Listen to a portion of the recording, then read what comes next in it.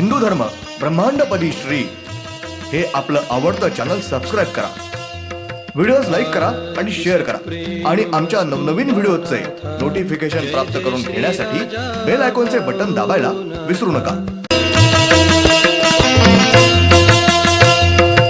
आरती सप्रेम मस्कोबानाथा, जय जय श्री राजा भाऊनाथा। ॐ भूर्भुर्गव आदिशक्ति ब्रह्माण्डच्च दिव्यशक्ति प्राप्त्यर्थच्च परमेश्वराय नमेन गायत्रीयं कालभैरव दिव्यशक्ति नमो शिवाय। ब्रह्मांडपदी श्री सप्तशक्ती महाग्रंथ, ब्रह्मांडपदी श्री सप्तशक्ती महापंथ। सत्य हाच धर्म, जसा खवळलेला समुद्र, जसा पूर्ण आकाश, जसा सूर्य, तसा मी। शिवोहम। पिछले यानी भाग 45 में हमने देखा महाभारत ये घटना घटती है। ये महत्वपूर्ण 3 घटना हर एक पृथ्वी पर घटती रहती है, घटवा के लेते हैं। इस हर एक घटना में के दैव देवते वही होती है, पात्र वही होते हैं, कार्य भी वही होते हैं, लेकिन हर एक के नाम अलग अलग होते हैं, भाषा अलग अलग होती है।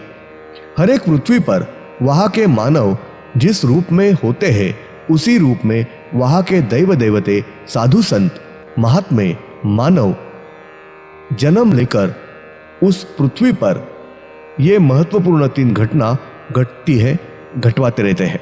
उसके बाद सामान्य मानव उनके कर्म अनुसार इनके भोग, उनके कार्य शुरू रहते हैं, उनके कार्य शुरू रहता है। उसके अच्छे और बुरे कर्म के अनुसार उनके जन्म कार्य होते रहते हैं। अब भाग 46। मूल शक्तियों ने प्राण और आत्मा का निर्माण किया, तब आत्मा के हर एक प्राण का, जीवों का आयुष्य ये 15,000 वर्ष ये पूरा तय है। उन 15,000 वर्षों में उस जीव को सारे जन्म लेने पड़ते हैं।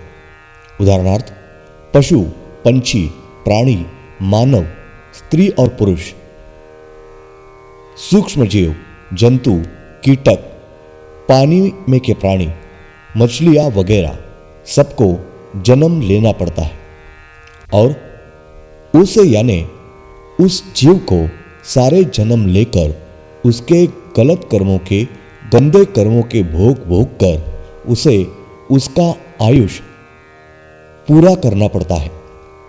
उसके लिए उसे नियत समय में जन्म और तय समय में मृत्यु आना ही होता है, क्योंकि सारे जन्म नियत समय में पूरे करने पड़ते हैं। उसके लिए उसे तय समय में जन्म और तय समय में मृत्यु आना ही पड़ता है। अगर उसका जन्म, अगर मृत्यु जरा भी आगे पीछे हुआ, फिर भी पूरी तरह से सृष्टि का नियम बदलता है। और सृष्टि का नियम बदल की किसी भी शक्ति अगर दैवतों को अनुमति या अधिकार नहीं रहता है, तो उस जीव को, आत्मा को नियत समय में जन्म और नियत समय पर जाना ही पड़ता है। और उस जीव को, आत्मा को निसर्ग के नियम का पालन करना पड़ता है। हर 15,000 वर्ष पूरे होने के बाद संपूर्ण ब्रह्मांड में महाप्रचंड ज्वालामुखी होते हैं। उस वक्त संपूर्ण ब्रह्मांड के वातावरण में, संपूर्ण जीव सृष्टि के साथ संपूर्ण ब्रह्मांड के वातावरण में सारे आत्मा और प्राण, जीव ये भी नष्ट होते रहते हैं। यानी हर एक आत्मा का, जीव, प्राण का आयुष भी 15,000 वर्ष पूरा है। उसके बाद पृथ्वी के दूसरे आयुष में, नए आयुष में वापस नए आत्मा और प्राण, जीव, मूल शक्ति निर्माण करते हैं।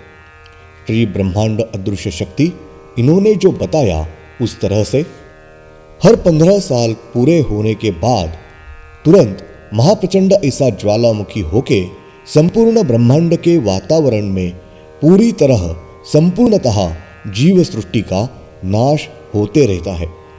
और हर एक पृथ्वी पर पिछले 15,000 वर्षों में जो घटनाएं घटी है वही घटना वापस नए से ये पृथ्वी का नया युग शुरू होने के बाद वही सारी घटनाएं अगले 15,000 वर्षों में वापस घटते रहने वाली है। संपूर्ण ब्रह्मांड का आयुष कुल 17 काल निश्चित किया गया है और हर 15,000 वर्ष पूरे होने के बाद संपूर्ण ब्रह्मांड में सर्वत्र एक साथ प्रचंड ऐसे ज्वालामुखी महाज्वालामुखी होके संपूर्णतः ये सृष्टि जीव सृष्टि नष्ट होते ही रहने वाली है और उस पृथ्वी का नया युग शुरू होने के साथ ही तुरंत वापस नए सिरे से संपूर्ण जीव सृष्टि का निर्माण होते रहना है। पिछले 15,000 वर्षों में जो कुछ महत्वपूर्ण घटनाएं घटी है वही घटनाएं वापस दूसरी बार घटते ही रहने वाली है।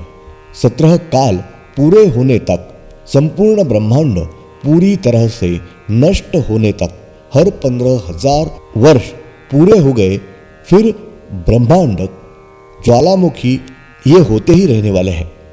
श्री ब्रह्मांड अदृश्य शक्ति इन्होंने इस जगह उपस्थित वो सर्वमूल शक्ति नव काल राक्षस सारे 26 पंचमहाभूते इनको बताया कि ब्रह्मांडपति सद्गुरु श्री शिव शंभो राजा रामेश्वर महाराज जी इन्होंने लिखा, ब्रह्मांडपति श्री सप्तशक्ति महाग्रंथ ये महान ग्रंथ ब्रह्मांड होने के साथ सिर्फ प्रथमतः यानी ये ग्रंथ सिर्फ एक बार ही लिखा जा रहा है। वापस दूसरी बार ये ग्रंथ किसी को भी लिखते नहीं आएगा क्योंकि ब्रह्मांड निर्मित की और अन्य जानकारी किसी को भी उपलब्ध न हो सकेगी।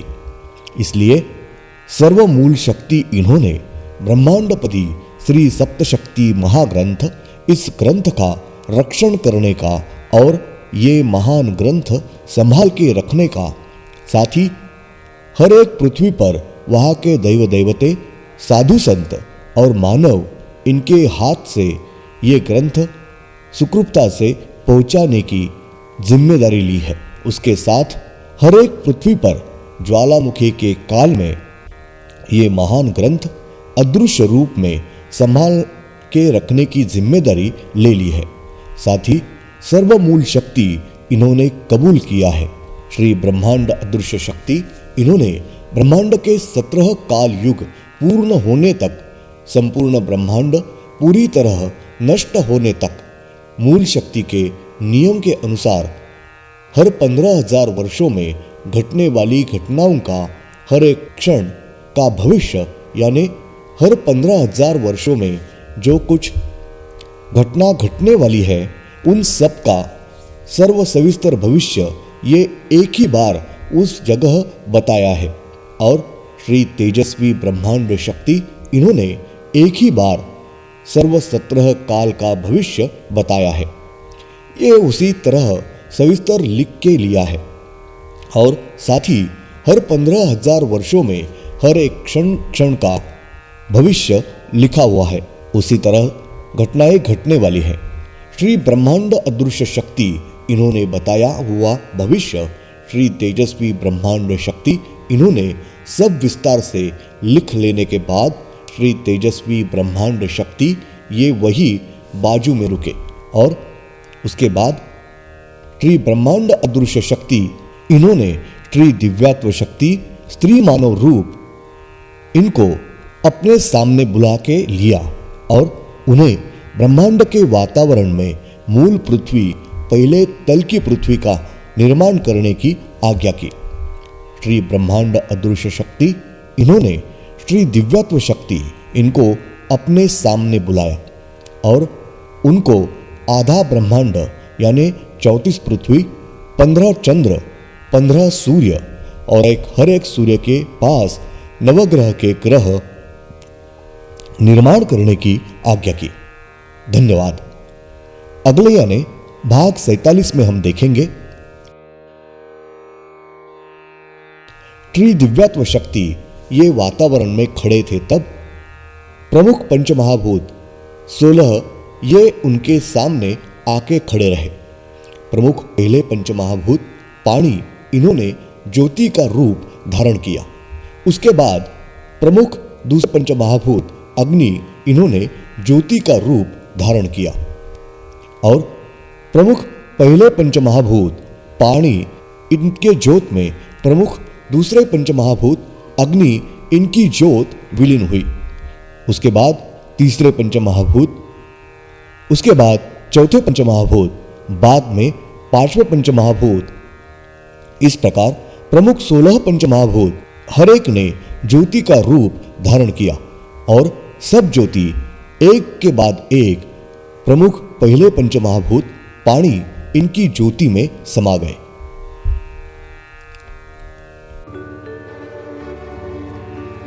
ओम श्रीनाथ मस्कोबानाथ श्री राजा भाऊनाथ प्रत्यक्ष ये